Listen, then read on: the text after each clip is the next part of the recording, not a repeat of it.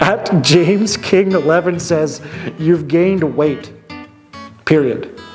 That's a statement, not a question, but yes, I have gained weight. I quit smoking and food is delicious. It is what it is. I'm also going bald. We're all getting old. Life sucks. Guess that's that. Hey guys, welcome back to Mainville ATV and Outdoors. We're doing something a little different today. We're going to do a Q&A of your most commonly asked questions across all of our social media, so let's get into it.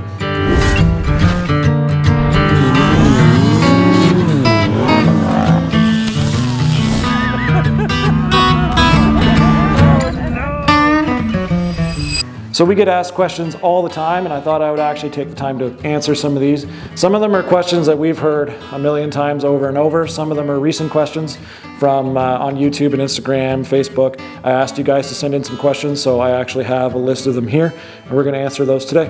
First question is by Joel V44. Why isn't Cass on video as much as she used to be? She's busy, honestly. I get to do this for a job, and I can do this kind of, a lot more flexibly. And her line of work, especially right now at a new position and one that's as busy as it is, she just doesn't have the same time or as much time to do these kinds of things. That's going to change now that the house is in a lot better shape. You're going to see a lot more of her, and especially when the riding conditions get better to pull out different machines. So you are going to see more of her, but yeah, she's just a busy lady. Next question is by @SheerWill. Why do you guys move so much? Same thing, actually. It's her line of work. She's military, so every 2 to 3, sometimes 4 or 5 years, we get moved, and it could be anywhere that her position dictates she needs to be. So sometimes we get posted to the same geographical area, like when we were in Petawawa, we were there for 4 years or whatever. And then in the prairies, we were supposed to be there for 2. We ended up staying for 3. And then we came back out here to the Ottawa area, and we could be here for 2 to 5 years, and maybe we keep this house. We don't know.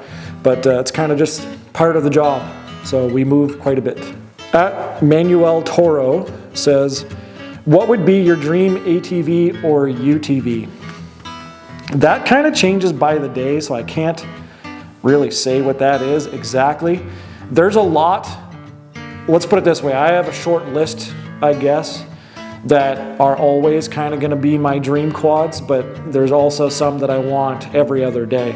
So for sure, I want a 250R 3-wheeler, that's the 2-stroke 3-wheeler, a 350X 3-wheeler, an ATC 70 3-wheeler, and probably a 250 ES for good measure 3-wheeler. I have a thing for 3-wheelers if you haven't noticed. I'd also want a Banshee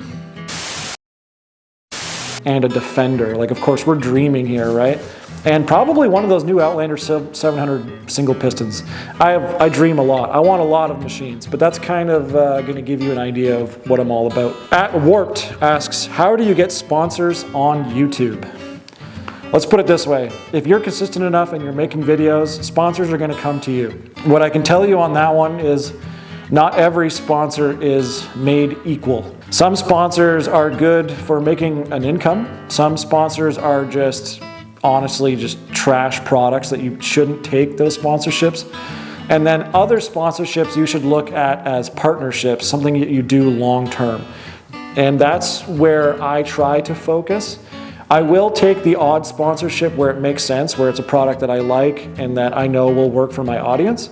So of course, get that paycheck. That just makes sense. But then there's other sponsorships like Fintrail or Dirty Life, sponsors that have taken care of us for years. And we're actually bringing 2 new sponsors on for this garage setup. So those are the sponsorships that I want to kind of foster long-term to build a relationship. And that way I'm providing something for them and they're providing something for me, and it's mutual. Sponsorships can be tricky, but just kind of navigate that carefully, because you don't want to push a bunch of garbage onto an audience. No one likes that, you know what I mean? So that's kind of sponsorships, they will come, basically. And it's up to you to kind of navigate how you want to do it and how you want to present yourself that way. Next question is by @EverydayCars on Instagram. How much money do you make and how much money is from YouTube? Well, for the first part of your question, I'll tell you this. I have never made more money in my life than right now, and simultaneously, I feel like I don't make enough money more than ever. it's, you know, it's kind of tough times out there, so things are more expensive, and it doesn't really matter how much you're making a couple of years ago. If you're still making that amount of money, you're actually making less money. So I'm pretty much going to leave it there. But as far as the other part of your question about how much is from YouTube, let's put it this way. Mainville ATV and Outdoors, the channel, makes me almost no money. Definitely not enough to do what I'm actually doing on the channel, the trips, the machines, the modifications, the garage setup, all that kind of stuff. I don't make much from YouTube whatsoever. My last video, I'm pretty sure I made like $20, to give you an idea, okay? You can kind of do the math on that if you want to have a look at the channel. The niche of power sports isn't going to make you a millionaire even if you had 1 billion views. You're going to do really well. You can do well, it's a great sport, but let's put it this way, I don't do YouTube to make money. I do YouTube because I like doing YouTube, and that's probably the best attitude you can have. If you happen to make money on YouTube, that's great, but most of my money doesn't come from what we're doing right now, you and I. Next question is from Adam T.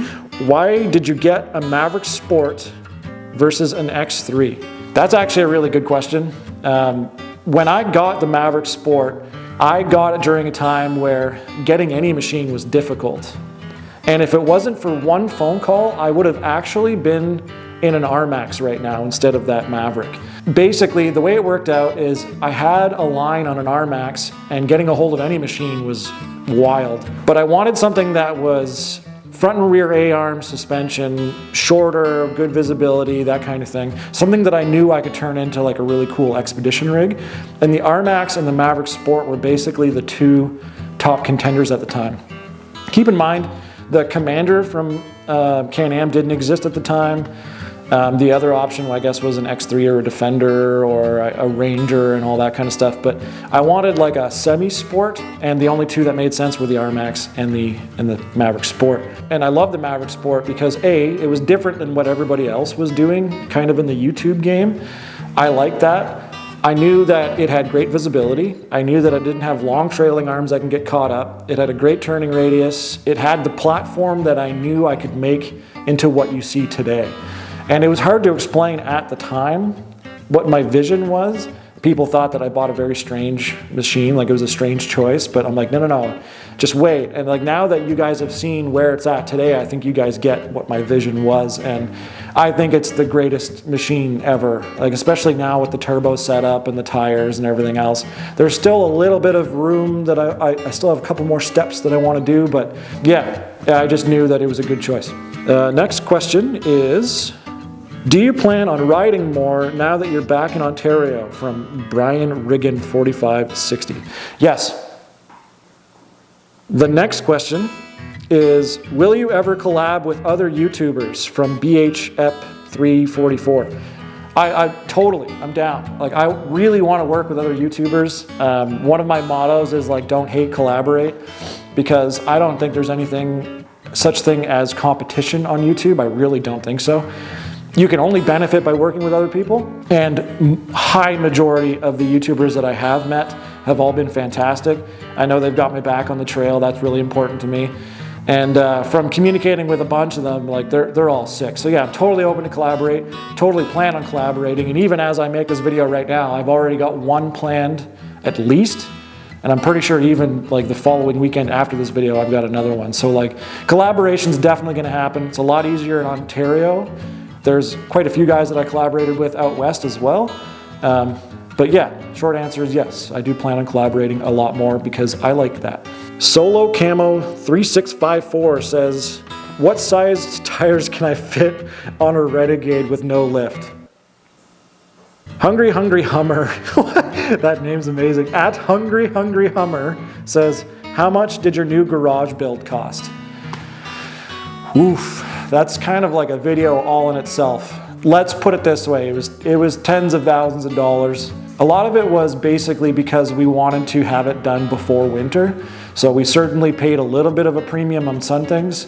We saved some money by doing some of the work ourselves. We saved some money by, working with local contractors and that kind of thing. I think I'm gonna do my own video on that one, but if you have a guess, take a wild guess what this garage cost us. Basically from bare bones to fully complete. We actually have a few more things to do in here. that are going to be happening in the next little while. But yeah, take a wild guess what it was worth, but it wasn't cheap. At Heat Bylaw says, what camera and editing software do you use for your videos? So cameras, I use quite a few. The one that you're seeing me through right now is the Canon R3, and I have a bunch of different lenses for it. I have basically every basic prime lens that you would need, and every L series lens, kind of like the trifecta, you know, like a wide angle, a telephoto, and then something in between. And then I have the Canon 90D, which is my streaming camera, which is hooked up to that computer actually. And that was my first camera that I used on the channel for a very long time, much more affordable than the one we're using right now. And I use that in the bush as well. So that's a very good camera to move your channel forward with, especially now, they're much more affordable. For drone, I use a Maverick 2 Pro. And then I have DJI's Action 3 cameras for GoPros. Sometimes, and very rarely, will I use my cell phone, just because I don't really care for cell phone footage. I think it looks terrible, but that's kind of a preference thing. I think that's it for cameras. And then for editing software, I solely use DaVinci Resolve for video, and then I use Photoshop and Lightroom for photos. Next question is by 1974 Ken. What are some things that you bring with you on long rides? I am notorious for traveling fairly light in my machines, but I have a lot of stuff available in my truck. So if I ever have a problem, I know I can get back to my truck and sort out my issue, just because I like traveling light. But as a rule, I'll always have some sort of food, definitely enough gear that I need. Like I'll bring all of my fin trail stuff for whatever weather I'm going to tackle. And then I'll always have some sort of recovery gear and very basic tools. There's definitely people out there that bring more tools than me, or more gear than me, or more food, or whatever. Someone that comes to mind is definitely Drake. That guy's prepared for basically everything in the back of that Grizzly. I basically carry everything I need to make sure that I can get back to the truck if something happens. At Dennis M 1999 says, is it too late to start a YouTube channel? No, absolutely not. And in fact, if you are thinking about doing one, do it today. Like right after you watch this video, go start that YouTube channel. That's basically the thing.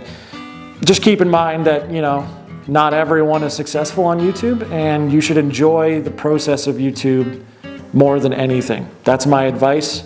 Other than that, just be consistent and have a good time. Make some videos, share it with your friends. At KnightRider73 asks, if money was no question, what would your next build be? If money was no question, I would actually probably build that new Polaris Expedition rig, because they are outrageously expensive. Like a fully loaded one here without any like extras like plows and stuff like that, you're probably looking at like 65 grand just for the machine. So I would probably build up one of those and build like a mini overland rig with it and just camp. That's probably what I would do if I had unlimited cash. At Osmar21 asks, are you done with your house renovations? No. As of shooting this video, there's 2 more major projects in the garage, and even just before this video, we actually had to fix some cracks in the drywall just from everything settling. So like there's definitely some stuff going on in here. As well, in the next couple of weeks, all of the siding on the entire house is getting done. So all of that's gonna get rewrapped. Any rotten wood's gonna get fixed, all re-sided with brand new vinyl. So that's all getting done. And inside the house, we have plumbing getting torn out, and we are looking towards doing flooring, some trim work, and even the basement. And like there's a few things. Like we're well on track, and we're past the majority of like the have-tos, other than some of the plumbing. But yeah, there's tons of renovations. We're gonna be pretty hard at it for like the next year or two probably, but I think the worst is over. Because especially when we were doing renovations and moving across country to get here, like that was wild. And then you throw work on top of it, it's just crazy. But no, we are not done. At Chimichangas69, I love that name, asks, what's your favorite video you ever made and what's your least favorite? I actually talked about this with someone recently. My most favorite video was actually the video where Drake, Curtis, and I rebuilt my buddy Alex's truck. and then brought it back to him and surprised him with his truck that got stolen. So that's probably my favorite video, not because I did anything cool with video or like sick wheelies and jumps and stuff. It was just like a good video, you know what I mean? That's probably it. And my least favorite, if you guys have been following the channel for a long time, is actually my most popular long format video. I did a video years ago on plowing my driveway, and it actually just hit 1 million views a couple days ago, previous to this video. And I hate that video because out of all of the incredible videos that I've made, for some reason plowing my driveway ended up being the one that got all the views. So that was a little disappointing, but at this point I've grown to realize that like, you just can't control it. You know, YouTube's just kind of, it's its own beast. So it is what it is, and I'm fine with it. So it's more of a joke than anything, but yeah, that's probably my least favorite video. At James King 11 says, you've gained weight, period. That's a statement, not a question, but yes, I have gained weight. I quit smoking and food is delicious. It is what it is. I'm also going bald. We're all getting old. Life sucks. Guess that's that. At Brewskis0 says, now that you've moved back east, will you miss the mountains and where will you take the sleds to ride?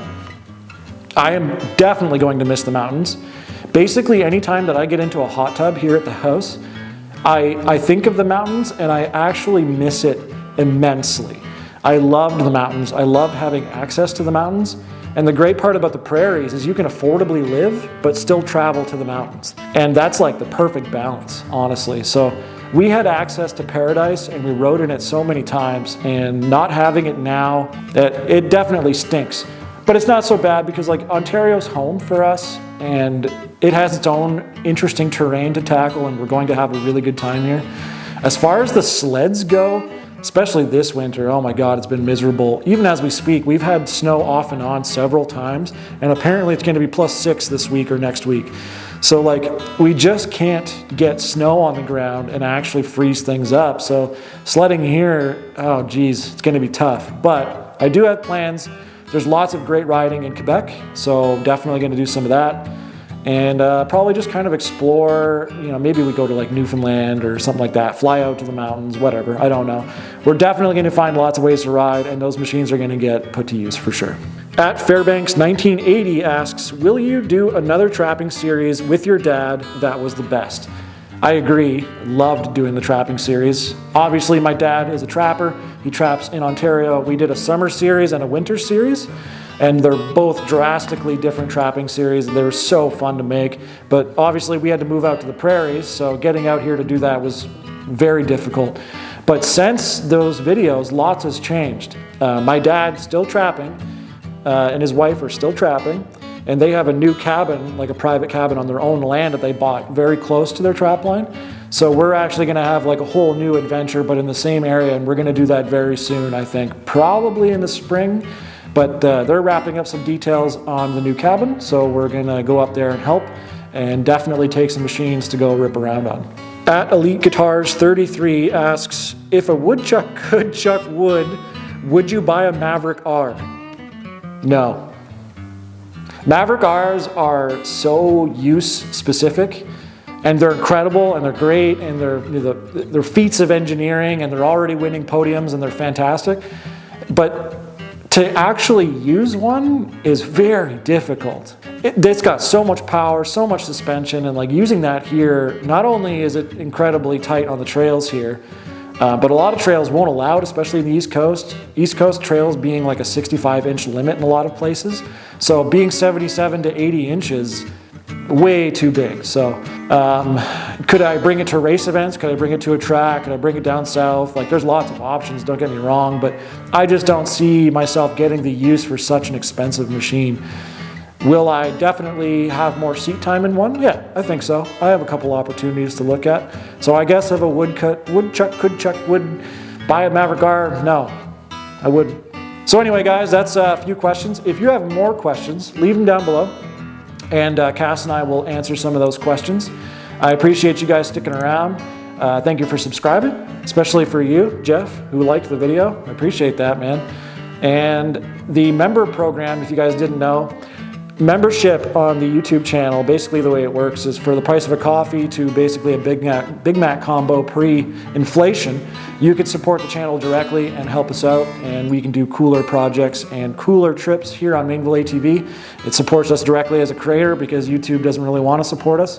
So if you guys could check that out, that'd be awesome. And we'll see you guys next time.